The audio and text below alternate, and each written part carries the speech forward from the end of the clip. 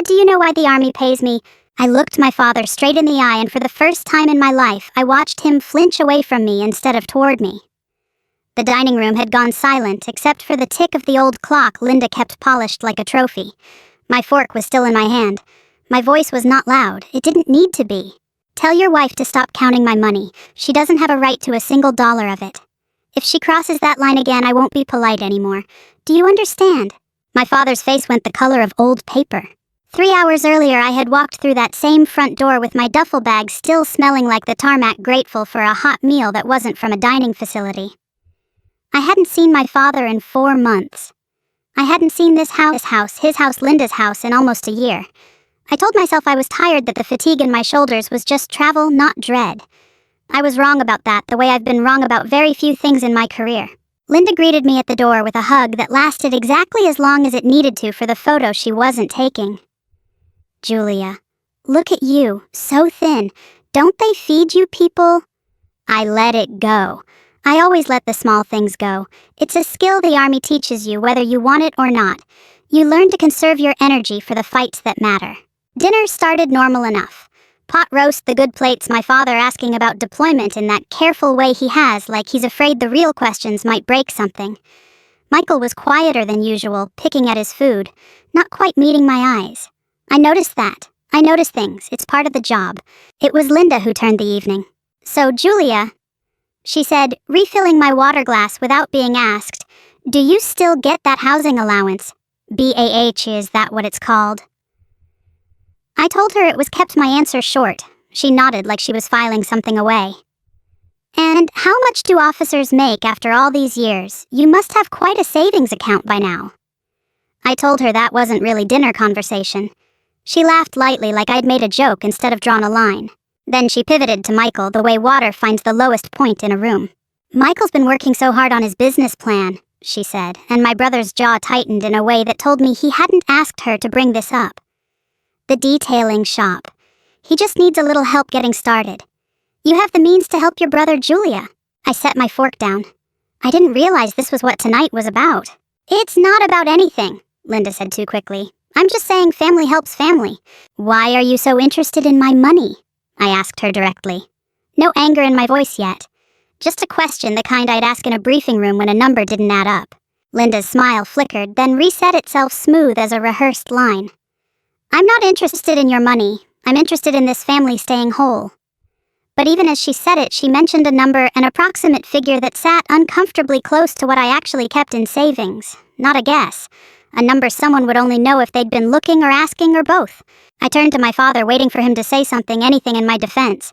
Instead, he set his napkin down and said in the gentlest voice imaginable, the voice he used to use when I was 8, and scraped my knee, Linda's just trying to help Michael, honey, that's all. That was the moment. Not Linda's questions, not the number she shouldn't have known. My father choosing the path of least resistance the way he always had since Linda came into our lives. Choosing peace over me. Something in my chest went very still the way it does right before a decision gets made and can't be unmade. I didn't raise my voice. I've spent 13 years learning that volume is not the same as authority. I looked at my father, not at Linda, because he was the one who needed to hear it most. Dad, do you know why the army pays me? He blinked, confused by the question, the way people are when you ask them something they think they already know the answer to. It pays me because I show up. Because I do the job nobody wants to do, and I do it well on my own without asking anyone for a dime. That money is mine. It was never a family fund. It was never a resource for anyone to draw from without asking. I let that settle before I finished. Tell your wife to stop counting my money. She doesn't have a right to a single dollar of it. If she crosses that line again, I won't be polite anymore. Do you understand? My father went pale. Linda's mouth opened, then closed. Michael stared at his plate like it held the answer to a question he was too afraid to ask out loud. I excused myself before anyone could speak, walked upstairs to the guest room that used to be mine before Linda redecorated it into something that looked like a hotel suite, and sat down on the edge of the bed with my phone in my hand. My heart still steady, my mind already 3 steps ahead. That's when the email came through, my bank. A request had been submitted just that afternoon asking for verification of my account information. I hadn't made that request. I read it twice, then a third time, and felt something cold settle low in my stomach. Not fear, not yet. Something closer to certainty. This wasn't going to be a one-night conversation. I didn't sleep much that night, not because I was afraid. Fear has never been the thing that keeps me awake, but because my mind works like a checklist when something doesn't add up, and that email sat in my inbox like an unresolved line item I couldn't close out. By 6 in the morning, I had already called the bank's fraud line from the back porch, coffee going cold beside me, while the sun came up over Linda's manicured hedges. The representative walked me through it carefully. No money had been withdrawn. No account had been compromised. But someone had submitted a request for information, the kind of preliminary step you'd take if you were trying to understand what an account contained before deciding what to do about it. Nothing illegal on its face. Nothing that would hold up as theft. Just a very specific kind of curiosity, and I already had a good idea whose curiosity it was. I found my father in the kitchen an hour later alone, which was rare in that house. Linda liked to orchestrate mornings the way she orchestrated everything else, but that day she was still upstairs, and I took the opening. "Dad, I need you to be honest with me about something." He looked up from his coffee and I saw it immediately, the flicker of a man who already knew what was coming and had been dreading it since the night before. "Julia, has Linda asked you about my finances, my salary, my savings, anything like that?" He was quiet long enough that I had my answer before he gave it. Then he sighed, the kind of sigh that carries the weight of months, maybe years of small compromises. "She's asked about your pay grade, what you might have saved by now, whether you own the house outright." He rubbed his temple. "She said she was just trying to understand what you could afford in case Michael ever needed help." "That's not her business, Dad." I kept my voice level, though it cost me something to do it. "And it's definitely not yours to hand over." "She's not trying to hurt anyone, Julia. She just worries about Michael. He's not as settled as you are." I wanted to tell him that worry doesn't require a bank balance, that a mother's concern for her son didn't need my account numbers to function. But I let it sit because arguing with my father about Linda's intentions had never once changed his mind, and I wasn't going to waste the morning trying. Linda called me herself around 10 while I was loading my bag into the rental car, planning an early exit that I no longer felt guilty about. Her voice was warm in that particular way that always made the hair on my arms stand up. Warmth, as a tool, not a feeling. "Julia, honey, I think there's been a misunderstanding. Is that what we're calling it? I would never do anything to hurt this family. Family helps family. That's all I've ever believed in." "Does family also go through each other's finances without asking?" I said it plainly. No heat behind it. Just the question sitting there in the open air between us. There was a pause on the line just long enough to tell me I'd landed somewhere true. "I think you're overreacting," she said finally, and the warmth had gone thin at the edges. I hung up without agreeing or disagreeing because I didn't know her either. Michael called an hour after that, and his voice had none of his mother's polish. He sounded tired, maybe a little embarrassed, the way people sound when they've been sent to do something they didn't fully sign up for. "Mom says you're refusing to help me," he said, no greeting, straight into it. "Did you ask me for money, Michael?" Silence on the other end. Real silence, not the calculated kind Linda specialized in. Not exactly. I mean, she said you'd offered." "I never offered anything. I never even knew what you needed until last night at dinner in front of everyone." I kept my tone even because none of this was Michael's fault, not really. He was 27 trying to build something of his own, and he'd been handed a story about his sister that wasn't true, and he'd believed it because it was easier than questioning his own mother. "She told me you had plenty," he said quietly, "that you'd want to help." "I'd want to know the truth before I decide anything," I told him. "What do you actually need, Michael, from you, not from her?" He hesitated, and in that hesitation I heard something that told me this was bigger than a small business loan. "It's not just startup costs," he admitted finally. "I've got some debt, more than I probably should have taken on. The shop was supposed to help me get out from under it, but the numbers keep moving on me." "How much?" He gave me a figure, and it was not small. It was the kind of number that explained a great deal about why Linda had suddenly become so interested in my finances, and why just a little help had never really meant a little at all. I sat in that rental car for a long moment after we hung up keys in my hand engine, still off, turning it over in my mind. Linda hadn't been fishing for pocket change. She'd been building towards something with a much larger price tag, and she'd been laying the groundwork with my father, with Michael, with anyone who might make it easier to get there. I started the engine, but I didn't drive away. Not yet. I sat there thinking about the shape of what was coming, and for the first time since I'd walked through that front door the night before, I let myself admit that this wasn't going to end with one uncomfortable dinner. It was going to end with someone finding out exactly what I was willing to do to protect what was mine. I asked Michael to meet me alone away from the house, away from Linda's carefully arranged dinners, and her habit of steering every conversation exactly where she wanted it to go. We picked a diner off the highway, the kind of place with cracked vinyl booths and coffee that had been on the burner too long, and I watched my brother slide into the seat across from me, looking like a man who hadn't slept well in weeks. "Tell me everything," I said. "Not what Mom told you to say. What's actually true?" He turned his coffee cup in slow circles before he spoke. The garage business had started as a real plan, detailing minor repairs, the kind of thing he'd apprenticed for since he was 19. But somewhere along the way, impatience and bad advice had turned a modest startup into a hole he couldn't climb out of on his own. Equipment financed at bad rates, a lease he'd signed before he had the income to support it. Credit cards used to cover gaps that kept getting wider instead of narrower. "The bank won't touch me," he admitted. "Not without a cosigner. My credit's shot." "And Linda suggested me." He didn't answer right away, which was answer enough. "She said you didn't even have to give me actual money. Just put your name on the loan. Said it was the responsible thing since I'm family and you're, stable." I felt something harden in my chest, quiet and immediate. "Being stable doesn't mean being liable, Michael." "I know that," he said, and for the first time I heard something real in his voice, something that wasn't Linda's script. "I told her I didn't feel right asking you. She said she'd handle it." He looked up at me then, and I saw the beginning of understanding dawn on his face. The same understanding that had been building in me since the bank's fraud line confirmed what I already suspected. "She's been handling a lot of things without telling me the whole truth, hasn't she?" I didn't answer that. I didn't need to. That night, back at the house, Linda made her pitch, formally, papers already printed and waiting on the kitchen table like she'd been rehearsing the moment. My father sat beside her quiet, the way he'd been quiet at dinner 2 nights before. "You don't even have to give Michael the money," Linda said, sliding the papers toward me with the practiced ease of someone who believed persistence eventually wore people down. "Just cosign, that's all. It protects everyone." I looked down at the loan documents at the number printed near the bottom and did the math in my head the way I'd been trained to do with anything that had my name attached to it. If Michael missed payments, and given what he'd just told me about his credit, that wasn't a small risk. The full weight of that debt would fall on me. Not partially, fully. My credit, my assets, my future. "No," I said. My father's head came up sharply. "He's your brother, Julia. Being his sister doesn't make me legally responsible for his debts, Dad."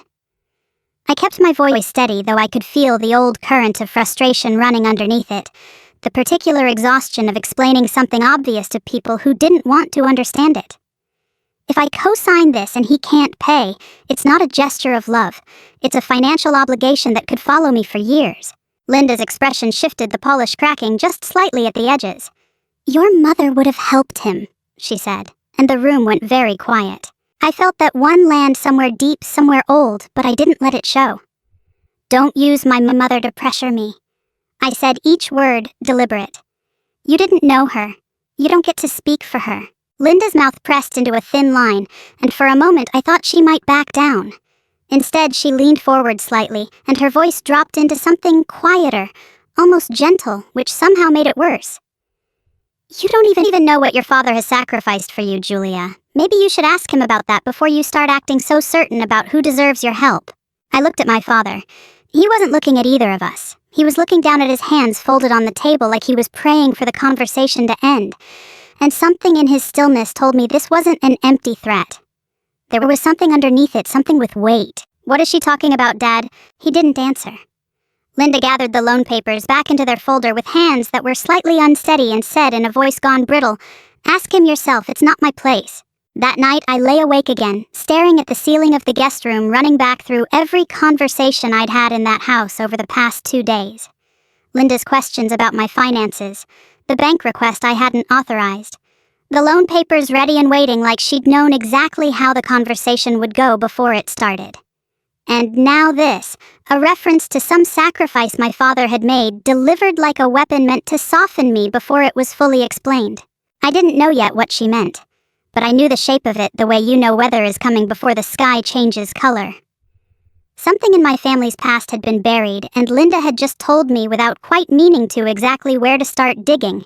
I thought about my mother gone 11 years now, and the trust she'd left behind for me, money and property I'd never had to think much about because it had always simply been there, managed quietly by my father since I was a girl. I hadn't looked closely at those records in years. I decided lying there in the dark that it was time I did. I called my mother's old attorney the next morning, a man named Walter Hastings, who had handled her estate since before I could remember, and who still sounded exactly the same, careful and precise as he had when I was 19, and signing paperwork I barely understood. I asked him to pull everything, every record, every statement, every document tied to the trust my mother had left me. He said it would take a few days. I told him I'd wait. While I waited, I went back through what I already had. My mother had died when I was 20, cancer that moved faster than anyone expected, and in the aftermath my father had taken over management of the modest trust she'd set up for me, a life insurance payout, some savings, a small piece of property from her side of the family. I had been too young and too grieving to pay close attention at the time, and by the time I was old enough to understand finances properly, I was already at West Point, already building a life that didn't require me to look backward. Now I looked, and what I found didn't sit right. There were gaps. Periods where account balances dropped without a clear explanation, followed by slower periods of what looked like repayment. A refinancing on the house, my childhood home that had happened the year I was 23, deployed for the first time too far away, and too consumed with survival to notice anything happening back home. My name was nowhere on that refinancing directly, but the timing and the amounts lined up in a way that made my stomach tighten every time I looked at it. My first thought was ugly, and I let myself sit with it for exactly as long as it took to feel ashamed of how quickly I'd jumped there. He took my money. He used what my mother left me to save his own house. I called Hastings back, half-formed accusations already on my tongue, and he stopped me before I could get far. "Don't assume intent before we have the documents, Julia," he said, his voice calm, in the way that only decades of practice can produce. "Numbers tell you what happened. They don't tell you why. Give me a few more days." It was hard advice to take. I've never been good at sitting still inside uncertainty. It's not how I was trained, and it's not how I'm built. But I trusted Hastings, and more than that, I think some part of me wasn't ready yet to know the answer for certain. While I waited, Michael called again, and this time there was an edge in his voice I hadn't heard before. "I need to tell you something," he said. "Mom's been saying things. To people. She told my landlord you were going to help me catch up on the shop's lease. She told her sister you'd already agreed to the loan." He paused. "She told me days ago that you were going to give me the money, that it was basically settled." "I never said that, Michael, not once." "I know that now," he said, and I could hear something shifting in him, some loyalty that had been misplaced finally finding its correct target. "I think she's been telling people what she wants to be true instead of what's actually true. I didn't realize how far she'd taken it until my landlord called asking when the payment was coming. I closed my eyes for a moment, absorbing that. Linda hadn't just been asking. She'd been building a narrative in which my help was already a foregone conclusion, laying groundwork with people outside our family, so that if I refused, I would look like the one going back on my word instead of the one who'd never given it. "Thank you for telling me," I said, and I meant it. Michael was starting to see the woman, his mother, actually was not the one she performed at dinner tables, and that couldn't have been easy for him. Hastings called 3 days later, and this time his voice had a different quality to it, measured but with an edge of genuine gravity underneath. "I found something you need to see in person," he said. "It's not something I want to explain over the phone." I drove to his office that same afternoon, and he laid a single document across his desk. A refinancing agreement from 11 years ago, my father's signature at the bottom in handwriting, I recognized instantly. "This shows your father accessed a portion of the trust's associated property value during a refinancing," Hastings explained, tapping the page. "The timing lines up with a period of significant financial strain, medical bills from your mother's illness likely based on the dates. It doesn't prove intent to deceive. Plenty of people in his position would have done something similar under enough pressure. But it does confirm the funds moved, and it confirms he never disclosed it to you." I stared at the signature for a long time. My father's careful, familiar handwriting, evidence of a decision made in a moment of desperation I hadn't known existed more than a decade ago while I was overseas, learning how to be the kind of person who didn't fall apart under pressure. "There's something else," Hastings added, quieter now. "The full amount was largely repaid over the following years. Whoever handled that repayment was consistent about it. But there's a more recent set of transactions within the last 2 years that doesn't match that pattern. Different signatures involved in the authorization requests. I'd want to look closer before I say more. Different signatures. I thought immediately of Linda, of her careful questions about my finances, of loan papers printed and ready before I'd even agreed to look at them. Whatever my father had done more than a decade ago out of grief and desperation was starting to look like only half the story. Someone else had picked up where his old mistake left off, and I was beginning to understand that the truth waiting for me wasn't going to be simple, and it wasn't going to let either of us off easily. I asked my father to meet me somewhere that wasn't Linda's house, somewhere she couldn't hover in the next room pretending not to listen. He suggested the small park near where I grew up, the one with the bench overlooking the pond where he used to take me fishing before Linda, before Michael, before any of it. I think he chose it on purpose. I think some part of him hoped the place might soften what he knew was coming. I laid the documents on the bench between us without preamble. The refinancing agreement, the timeline Hastings had built, the gap and the slow, careful repayment that followed it. My father looked at the papers for a long moment, and I watched something in his shoulders give way, like a weight he'd been carrying so long he'd forgotten it was there. "I was drowning, Julia," he said, finally, his voice low.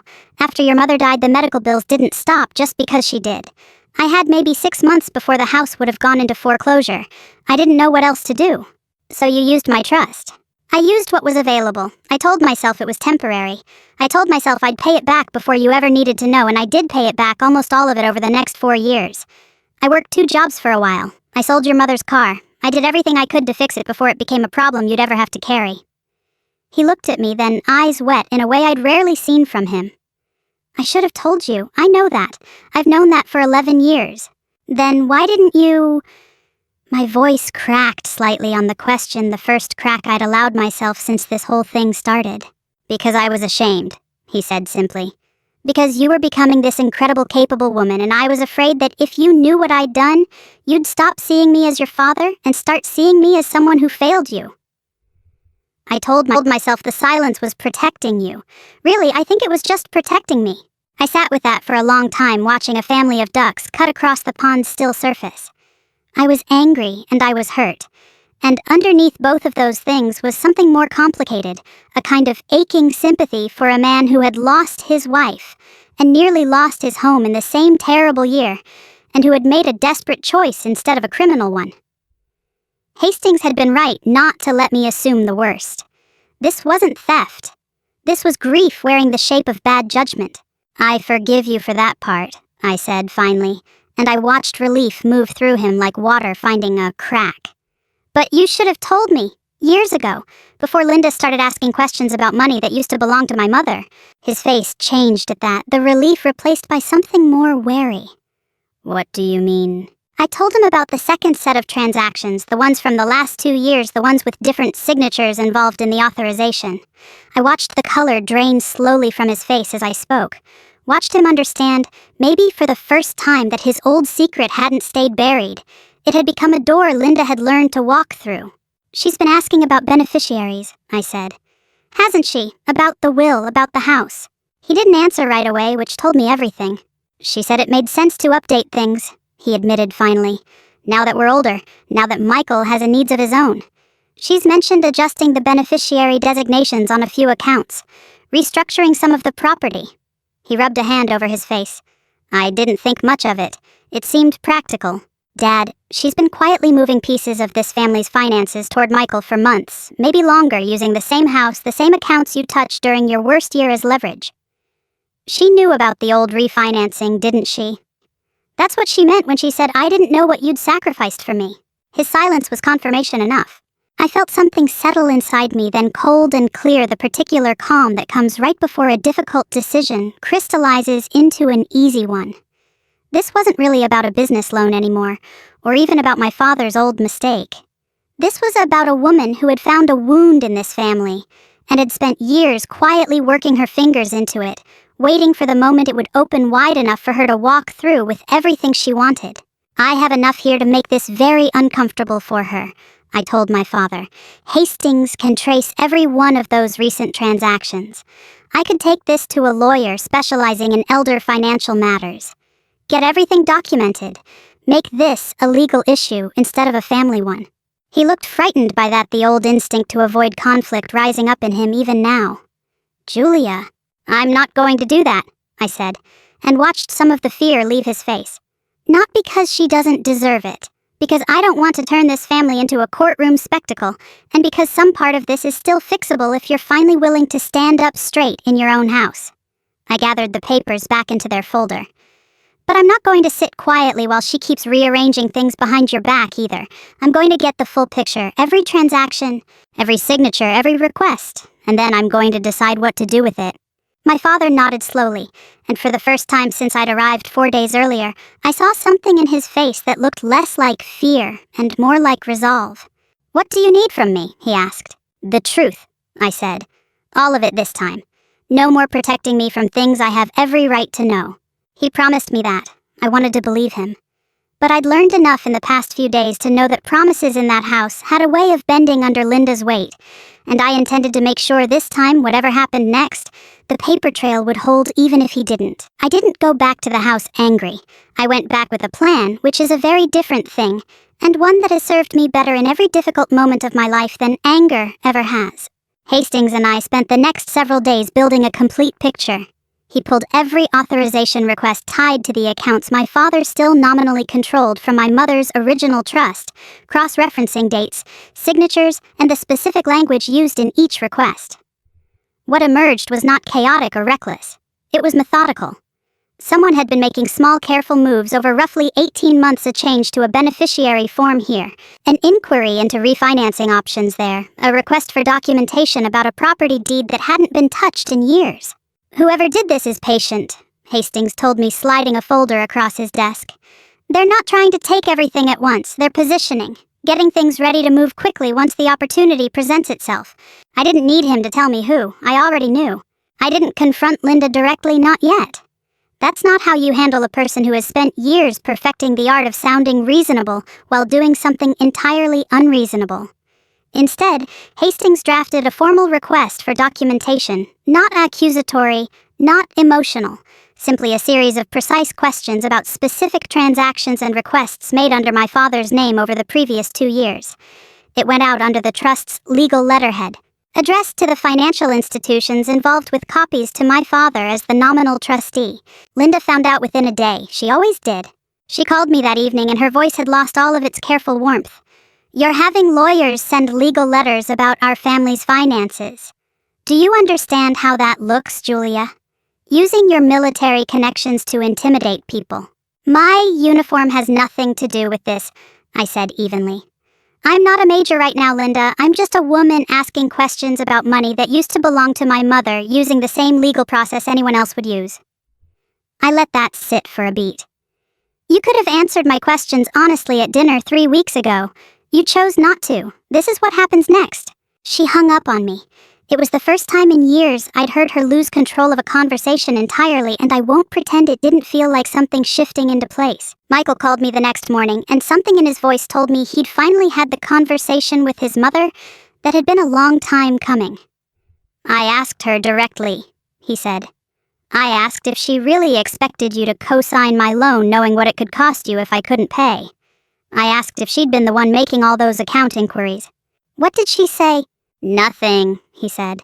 "That's the thing, she didn't answer. She got that look on her face, the one she gets when she's deciding how to spin something, and I realized I already knew the answer before she said a word." He was quiet for a moment. "I'm sorry, Julia. I let her use me for a long time without asking enough questions." "You're asking them now," I told him. "That matters." The biggest shift, though, came from my father, and it came without me pushing for it. He called Hastings' office directly, something he had never done in 11 years of managing that trust, and asked to see every document related to the recent authorization requests. Hastings walked him through it patiently, the same way he'd walked me through it days earlier. My father told me later that seeing his own name on documents he didn't remember signing, alongside notarizations he didn't recall requesting, was the moment something in him finally hardened into resolve instead of avoidance. That night at the house with all 3 of them present, my father said one word before Linda could redirect the conversation the way she always did. "Enough." The room went quiet. Even Linda mid-sentence stopped. "I've spent years letting things slide because it was easier than arguing," he said, his voice steadier than I'd heard it in days. I let you handle things I should have been paying closer attention to. I let you speak for this family in ways I shouldn't have allowed. That ends now."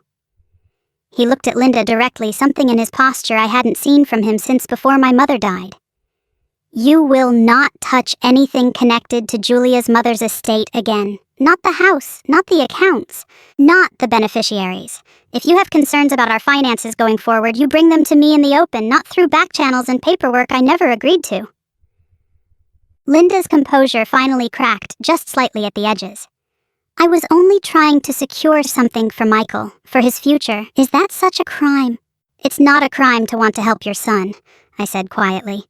"It's a problem when you try to do it by quietly rerouting money that was never yours to direct, and by making promises to people using my name without ever asking me." She looked around the room at Michael, who wouldn't meet her eyes, at my father standing straighter than he had in years, at me holding a folder full of documentation that made every one of her careful moves visible in black and white. Something in her face shifted, calculation giving way for just a moment to something that looked almost like fear. "If this family falls apart," she said, her voice tight, "it will be because Julia chose money over family." I looked at her for a long moment before I answered, and when I did, my voice was calm. The same calm I use when a situation has already resolved itself and all that's left is to say so out loud. "No," I said. "You chose money over family. I'm just the one who finally noticed." What happened after that night wasn't dramatic. There was no shouting, no slammed doors, no scene worthy of daytime television. The truth simply settled into the house the way truth does when it's finally been allowed room to breathe quietly and completely. Michael was the first to change course. Within a week, he sat down with a credit counselor on his own without being asked, and started mapping out a real plan to work through his debt instead of looking for someone else to absorb it. He didn't ask me for money again, not once, and he didn't need to. He called me a few days later, his voice steadier than I'd heard it in months, to tell me he'd found a smaller shop space he could actually afford, one that wouldn't require him to lean on anyone. "I should have asked more questions from the start," he told me. "Not just about the money, about why Mom was so insistent on getting it from you specifically." "You're asking them now," I said again, because it was still true and because I meant it as encouragement, not criticism. My father did the harder work of undoing 11 years of silence. He met with Hastings twice more this time to formally close the gap between what he owed the trust and what remained outstanding, insisting on repayment terms, even though I told him it wasn't necessary. He said he needed to do it for himself, not for me, and I understood that in a way I hadn't fully understood before. Some debts aren't about the money at all. He also had the beneficiary designations restored to what they'd been before Linda's quiet adjustments, this time with his own signature made in full awareness, with no one standing behind him whispering what to write. Linda didn't disappear from the family, and I never expected her to, but something essential shifted in that house. She lost the unquestioned authority she'd built over years of careful maneuvering, the assumption that she could speak for all of us, and no one would check the record afterward. My father started reviewing financial documents himself, instead of signing whatever was placed in front of him. Michael stopped treating her requests as instructions and started treating them as opinions, weighed against everyone else's. I heard secondhand that things between her and my father grew strained in the months that followed. Not broken, but different. The kind of different that happens when trust has to be rebuilt from a much lower foundation than it started at. I didn't need her to be punished. I only needed her to stop. The last conversation that mattered happened back on that same bench by the pond weeks later, my father and I sitting in the kind of comfortable silence we hadn't shared in a long time. He'd asked me to come, said there was something he wanted to say without an audience. "Can you forgive me?" he asked, finally not looking at me, looking out at the water instead, the way he used to when I was small, and he didn't know how to say something hard. I thought about it honestly before I answered, because he deserved honesty more than he deserved comfort. I thought about the years of silence, the fear that had driven it, the way grief can make good men do things they later can't explain even to themselves. I thought about how he'd finally stood up in his own kitchen in front of the woman he'd let run the household for years and said enough. "I can forgive you, Dad," I said. "But forgiveness doesn't mean giving you access to my money. It doesn't mean things go back to exactly how they were.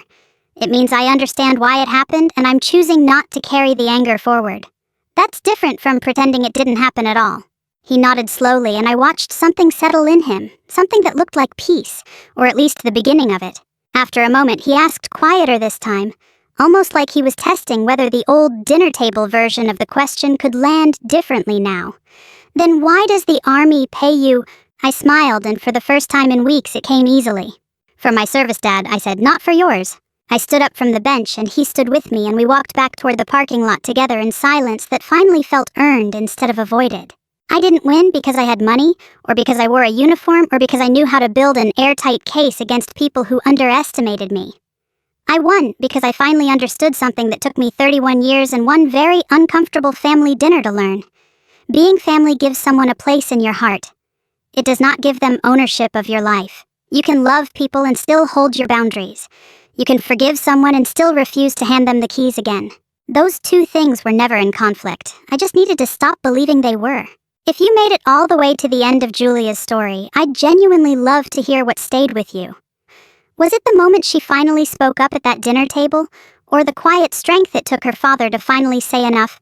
Drop a comment and let me know where you're watching from tonight. It means more than you know to hear from you. We share stories just like this one every single day, so if this one moved, you consider subscribing so you don't miss the next one. Thank you for spending this time with me. Let's keep this journey going together.